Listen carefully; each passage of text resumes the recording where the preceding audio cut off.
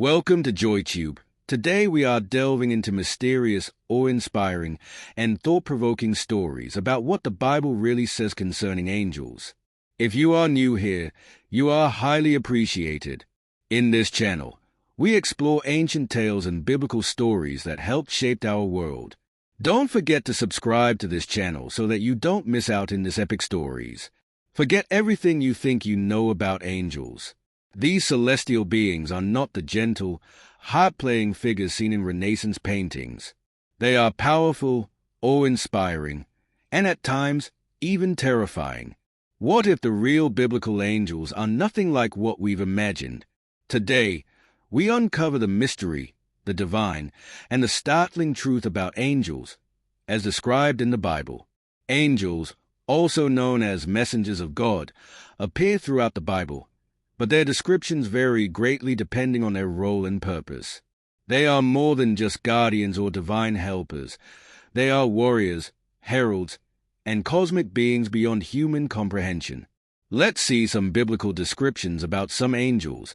In Genesis chapter 3, verse 24, the cherubim with a flaming sword. In Daniel chapter 10, verses 5 to 6, a man clothed in linen with a face like lightning. In Revelation chapter 4, verses 6 to 8, the four living creatures covered in eyes. From multi-faced beings to living wheels covered in eyes, angels are not just messengers. They are divine entities of unimaginable power and form. The Bible describes a hierarchy of angels, each with unique roles and appearances. Let's dive into the major types of these celestial beings. The seraphim, the fiery ones. In Isaiah chapter 6 verses 1 to 3, six-winged beings who cover their faces. Their purpose is to constantly worship God and guard his throne. The cherubim, guardians of the divine. In Ezekiel chapter 10, they are described as angels with four faces: human, lion, ox, and eagle. Their purpose is to guard sacred places, including the Garden of Eden. The Aphanim, the wheels of God's throne. In Ezekiel chapter 1 verses 15 to 21, they are described as wheels within wheels, covered in eyes, and their purpose is to support God's throne and carry out divine commands. These are not the peaceful, winged figures we see in paintings. These are beings of divine fire, cosmic energy, and celestial authority. Throughout history, humans have encountered angels, often leaving them overwhelmed with fear. Let's explore three biblical accounts of angelic visitations that shook the foundations of reality. Jacob's ladder, the gate of heaven, in Genesis chapter 28 verses 12 to 17. Vision of angels ascending and descending a massive stairway connecting heaven and earth. Jacob realized and said, "Surely, this is the house of God, and I did not know it." The angel of death. In Exodus chapter 12 verse 23, they were sent by God during the final plague of Egypt. Described as a force that passes through, unseen but unstoppable. Daniel's encounter. A messenger with a face like lightning in Daniel chapter 10 verses 5 to 6. Daniel falls to the ground, trembling at the sight of an angel whose voice was like a multitude. Whenever angels appeared to people in the Bible, their first words were often, "Do not be afraid," and now we understand why. Throughout history, angels have appeared to humankind, delivering messages, warning of great events, and shaping the course of human destiny. But one thing is certain: whenever they appeared, those who saw them were left in awe, fear, and deep reverence. Angels have often been the bearers of life-changing news, particularly about the birth of men destined for great purposes. Let's examine some of the most profound angelic announcements in the Bible. Samson, in Judges chapter 13 verses 3 to 5.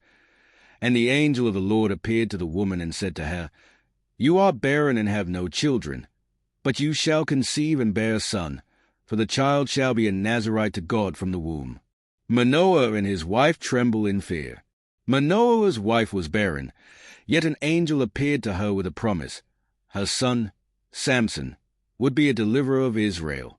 When her husband, Manoah, prayed for confirmation, the angel returned. Manoah and his wife fell face down in fear when they realized they had seen an angel of God. Manoah cried, "We shall surely die, for we have seen God.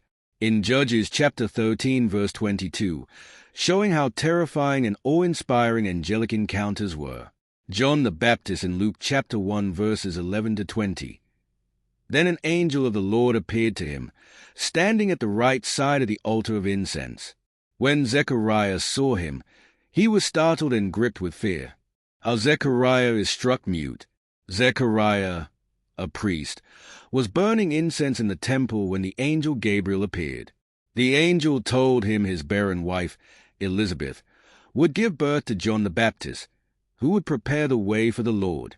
Zechariah doubted the message, questioning how such a thing could happen in their old age as a sign.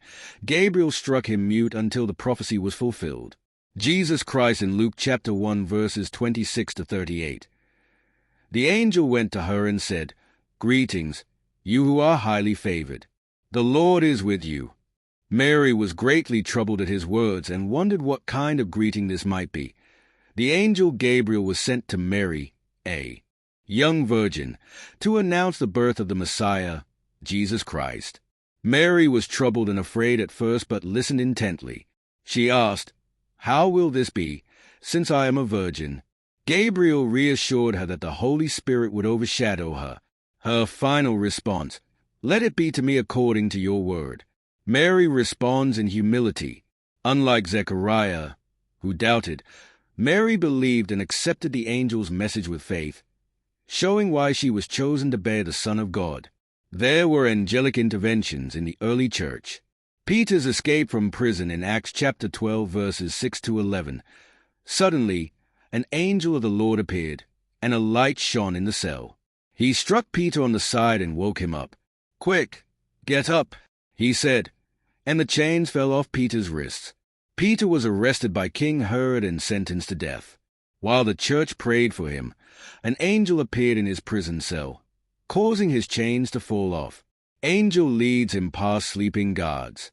Peter thought it was a vision until he was fully outside the prison. He finally realized, "Now I know for certain that the Lord has sent his angel and delivered me." Philip the evangelist in Acts chapter 8 verses 26 to 39. Now an angel of the Lord said to Philip, "Go south to the road, the desert road, that goes down from Jerusalem to Gaza." Angel directs him to an Ethiopian eunuch in a chariot. An angel instructed Philip to go to a specific road, where he encountered the Ethiopian eunuch. Philip baptized the eunuch, who then became one of the first African believers. Philip obeyed without hesitation, showing trust in divine guidance. Paul's assurance during a shipwreck in Acts chapter 27 verses 23 to 24. "Last night an angel of God to whom I belong and whom I serve stood beside me and said, 'Do not be afraid, Paul. You must stand trial before Caesar.' An angel stands beside him in a storm. Paul was shipwrecked on his way to Rome, but an angel assured him of his survival. Paul was strengthened by the message and encouraged others on the ship. The storm raged, but Paul stood firm, trusting in God's plan. John's vision in the island of Patmos in Revelation chapter 1 verses 1 to 2. "I, John, am the one who heard and saw these things. And when I had heard and seen them, I fell down to worship at the feet of the angel who had been showing them to me. But he said to me, 'Do not do that. I am a fellow servant with you and with your brothers the prophets. Worship God.'" Angel delivers the apocalyptic prophecy. John was given visions of heaven, the end times, and the second coming of Christ. John fell down to worship the angel, but the angel stopped him, saying only God should be worshipped. These encounters were not just visions. They were life-altering moments that changed the course of history. Do angels still appear today? The Bible tells us that angels are still active in the world today. But do we recognize them? In Hebrews chapter 13 verse 2, some have entertained angels without knowing it. Could it be that angels walk among us even now? Have you ever experienced something divine? Angels are more than just symbols of comfort.